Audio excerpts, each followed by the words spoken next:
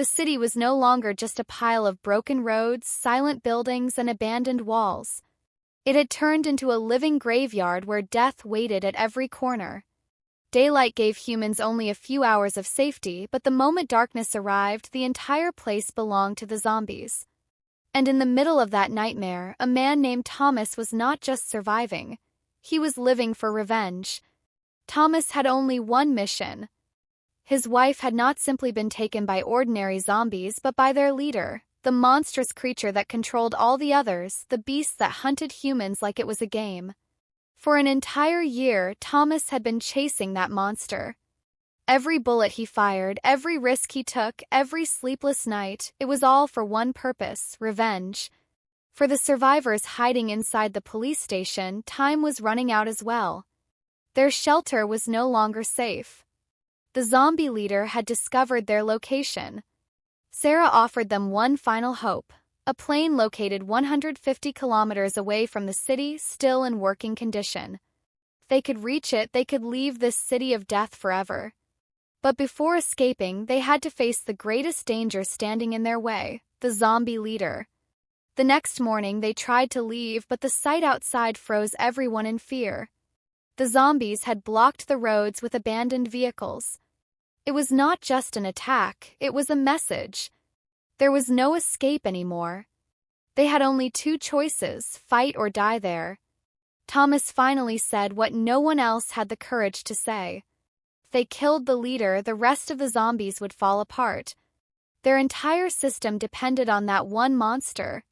If they attacked the hotel where the zombies were hiding and planted bombs there, they might destroy them all in one strike. It sounded like suicide, but it was the only path left. Chief was against the idea at first, but when everyone realized survival without fighting was impossible, he agreed. Team divided into 3 groups. One group stayed behind to protect the police station, another went to search for vehicles, and the third group, the one on the most dangerous mission, headed toward the hotel. Thomas, the chief's son, and a few brave survivors were part of that team. Inside the hotel, darkness covered every corner. Every step felt like it could wake death itself. When they reached the basement, what they saw looked like something out of a nightmare. Hundreds of zombies were sleeping together in one place. The entire basement was filled with them. If even one woke up, none of them would leave alive.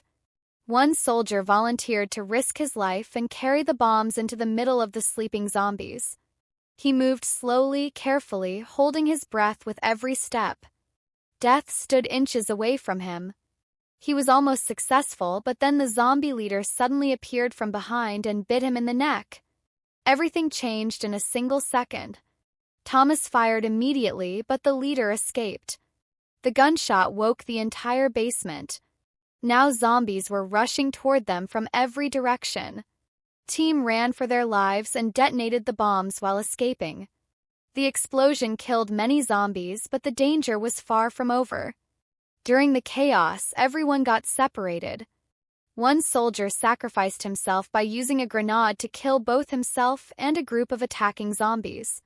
Others were trapped in different rooms. Thomas and the chief's son somehow managed to reach the rooftop. There, sunlight was their only protection. The zombies stopped at the stairs because stepping into the sunlight meant burning to death. But now they were trapped. Death waited below and there was no way down. Then they remembered one of their teammates was stuck on a lower floor with a rope. The chief's son had to go down, but the zombie leader was waiting there. Thomas decided to use himself as bait. He stood in the darkness and shouted, calling the zombie leader toward him to distract it. Meanwhile, the chief's son reached the lower floor, but his teammate had already fully turned into a zombie. While trying to take the rope, he was attacked and injured. That exact moment, Thomas arrived and saved him. But when they returned to the rooftop, the truth became clear. The chief's son had also been bitten. He asked Thomas to kill him. He was brave, just like his father. He did not want to become one of those monsters. For Thomas, it was not easy, but with shaking hands, he pulled the trigger. In that moment, there was more pain on his face than anger. Back at the police station, the remaining survivors were waiting desperately for the bus. Finally it arrived, and for a moment hope returned. But then dark clouds covered the sky. The sun disappeared, and even during the daytime the zombies were now free to move. Once again the city belonged to them. The zombie leader launched the final attack. Police station turned into a battlefield. Bullets flew, bombs exploded, people screamed, and one by one survivors fell. Sarah's team was being wiped out. Even the chief was eventually killed by the zombie leader. Now only one man remained alive, Thomas. This was no longer just a fight. It was justice for his wife. It was the final battle for his soul. The zombie leader sent his 3 strongest zombies first, but Thomas killed them all. Then finally they stood face to face. Human versus monster. Revenge versus fear. The fight was brutal. The leader's strength was beyond human limits. He threw Thomas against walls like he was nothing. Even knife attacks did not affect him. Thomas realized he could never win with strength alone. He had to use his mind.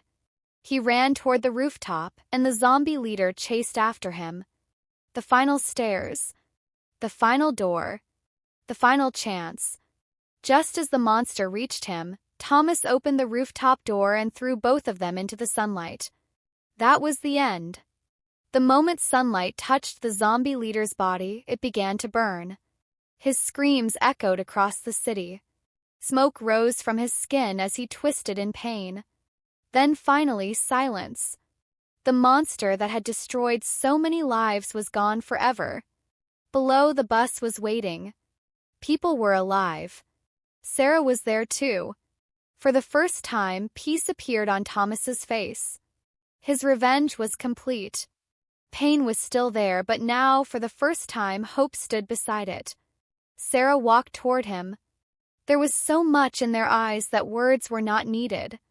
In this ruined world, maybe they had found the chance for a new beginning. And that is where the story ends. But the real question remains, if you were in Thomas's place, would you risk your life for revenge, or would you choose to escape and start a new life? Let me know in the comments below. And if you enjoyed this story, make sure to like the video, subscribe to the channel, and press the bell icon because we will keep bringing you more thrilling and powerful stories like this one.